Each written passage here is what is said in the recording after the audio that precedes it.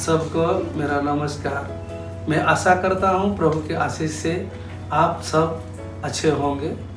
तो हमारे उद्धार के मार्ग इस चैनल पर आप सबको फिर से स्वागत है। हमारे इस चैनल पर प्रभु के दास उड़ीसा की भुवनेश्वर में सेवा कार्य करते हैं स्टीफन जी नंदा को आज इसी चैनल पर बुलाए हैं। भाई आपको हमारे इस चैनल पर स्वागत है। Thank you. आप कैसे हैं? मैं ठीक हूँ।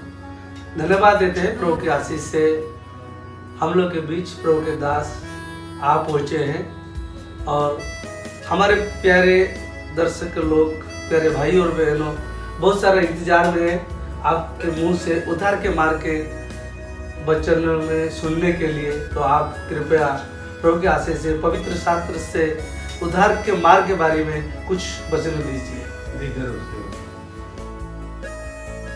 नमस्ते दोस्तों, फिर से मैं धन्यवाद देना चाहता हूँ कि ये सुंदर समय मुझे प्रभु ने दिया है।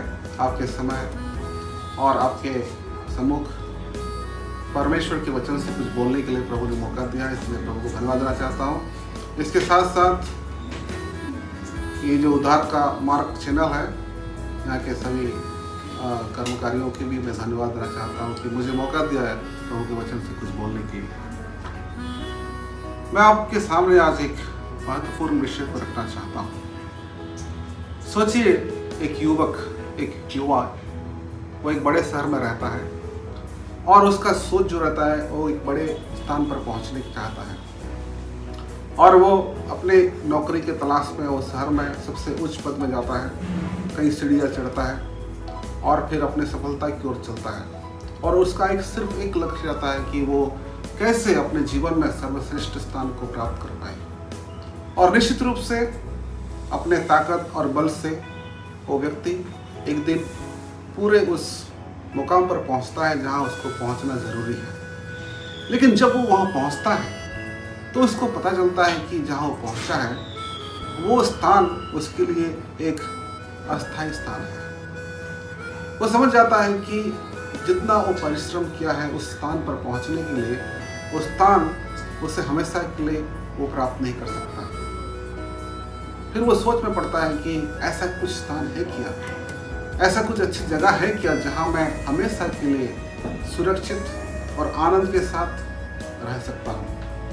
और प्यारे मित्रों, मैं बताना चाहता हूं कि इस संसार में कई लोग इस प्रकार के लक्ष्य के साथ भागदौड़ कर रहे हैं, लेकिन इस संसार में ऐसा कोई भी स्थान नहीं है जहां की हम हमेशा के लिए रहने जा रहे हैं। तब हमारे लिए सबसे अच्छा और सर्वश्रेष्ठ स्थान कौन सा है जहां की हम खुशी के साथ हमेशा रह सकते हैं। और निश्चित रूप से ये इस संसार में नहीं है, लेकिन संसार के बाहर, हमारे मृत्यु के बाहर एक स्थान है जो कि हमारे रचने वाला ने हमें उस स्थान को ले जाने के लिए एक मौका दिया है और उस स्थान को कहते हैं स्वर्ग। और आज मैं आप लोगों को स्वर्ग के बारे में बताना चाहता हूँ और मैं आशा करता हूँ कि आप सब उस स्वर्ग को जाने के लिए इच्छा करेंगे और आप सब में वो ख्वाहिश रहेगा, लक्ष्य रहेगा कि मैं भी स्वर्ग जाना चाहता हूँ। हालांकि आज स्वर्ग जाने के लिए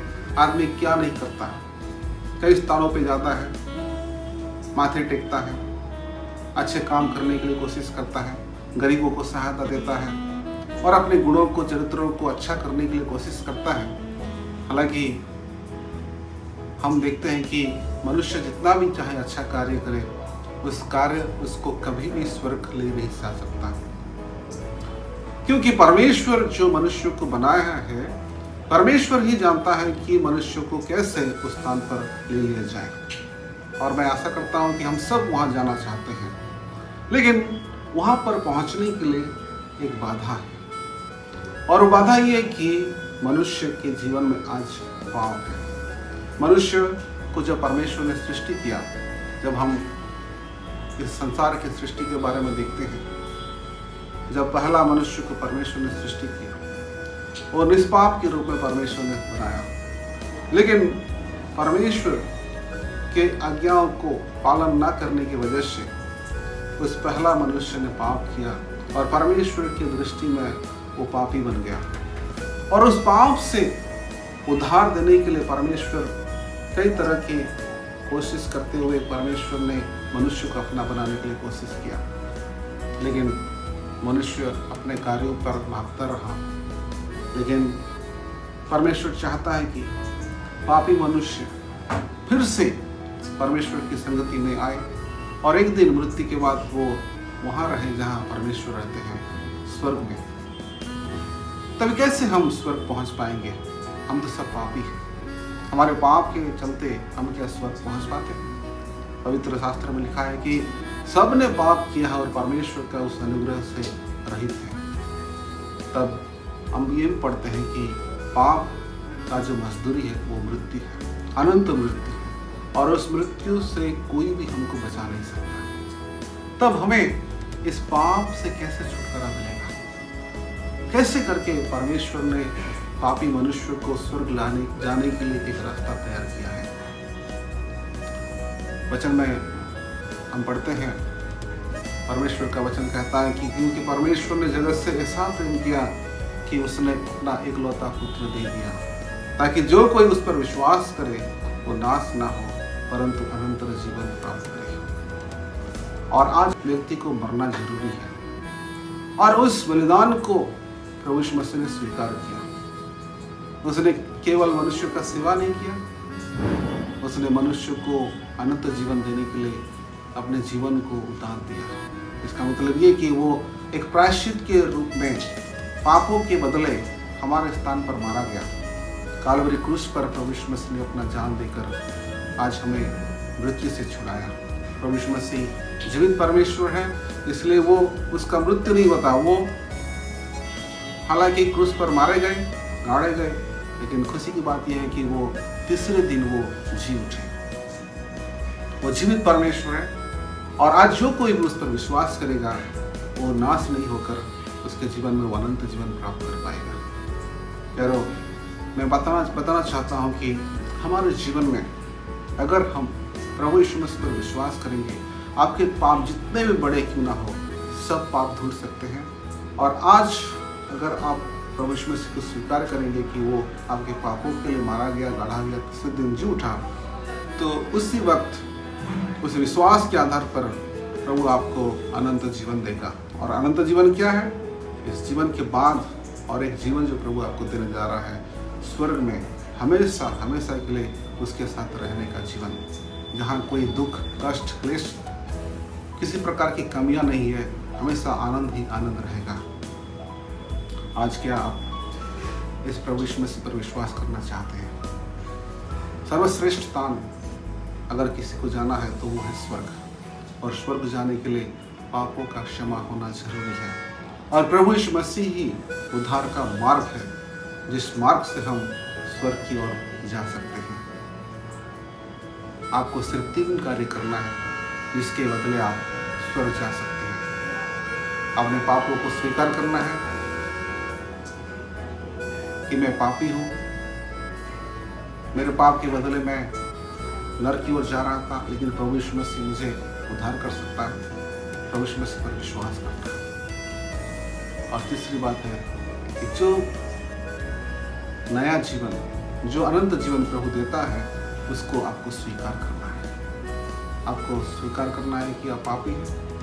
दूसरी बात बताया कि आपको विश्वास करना है कि प्रभु यीशु मसीह ही उद्धार करता है, पाप से आपको उद्धार कर सकता है। और तीसरी बात, जो अनंत जीवन प्रभु देता है, उसको आपको चयन करना है। अगर ये तीनों चीज़ों को आप करते हैं, आज प्रभु के वचन में वायदे के साथ लिखा गया है कि जितनों ने भी उसे ग्रहण किया, उसके नाम पर विश्वास किया, उस सबको प्रभु ने अपने संतान होने का अधिकार दिया। यारों, ये जीवन कब खत्म होगा हमको पता नहीं, लेकिन हमारे मृत्यु से पहले अगर हम इस प्रकार का एक निर्णय लेते हैं, हमारा ये एक निर्णय हमें एक अनंत का, एक नया जीवन, एक स्वर्ग की ओर, सर्वश्रेष्ठ स्थान की ओर हमें ले सकता है। मैं आशा करता हूँ कि ये जो छोटा सा वचन है, इसे आप लोगों ने अच्छी तरीके से समझा है। और मैं चाहता हूँ कि अगर आप में से कोई भी अभी तक प्रभु यीशु मसीह को विश्वास नहीं किया है, अपने पापों को स्वीकार नहीं किया है, स्वर्ग जाने का वो निश्चितता नहीं पाया है, तो आप अभी प्रभु यीशु मसीह को ग्रहण कर सकते हैं, विश्वास कर सकते हैं। प्रभु का वचन में लिखा है कि पाप की मजदूरी तो मृत्यु है, लेकिन प्रभु यीशु मसीह के दान जो है अनंत जीवन है। आइए हम इस अनंत जीवन को, इस अनंत दान को हम आज स्वीकार करें। प्रभु सबको देना चाहता है कि आप उस अनंत जीवन को, उस सर्वश्रेष्ठ स्थान पर जाने के लिए प्रभु यीशु मसीह पर विश्वास करेंगे। मैं आशा करता हूँ कि ये वचन आपको गहरे रूप से बात कर रही है। प्रभु सहायता करें, इस निर्णय को आपके हृदय से लेने में आपको सहायता करें। प्रभु सबको आशीष दे। प्रभु के नाम की महिमा हो। धन्यवाद भाई। प्रभु की आशीष से बहुत अच्छे से वचन हम सबको सुनने को मिला। उद्धार के मार्ग में, उद्धार के मार्ग किस तरह से मिलता है? प्रभु यीशु मसीह से सबको उद्धार मिलता है, ये प्रभु के अनुग्रह से मिलता है। तो प्रभु के दास ने बहुत अच्छे से समझाया।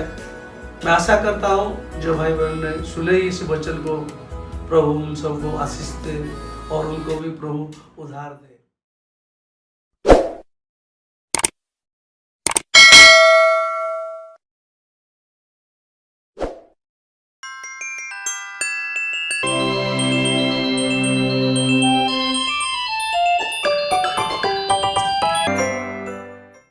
Merry Christmas and Happy New Year.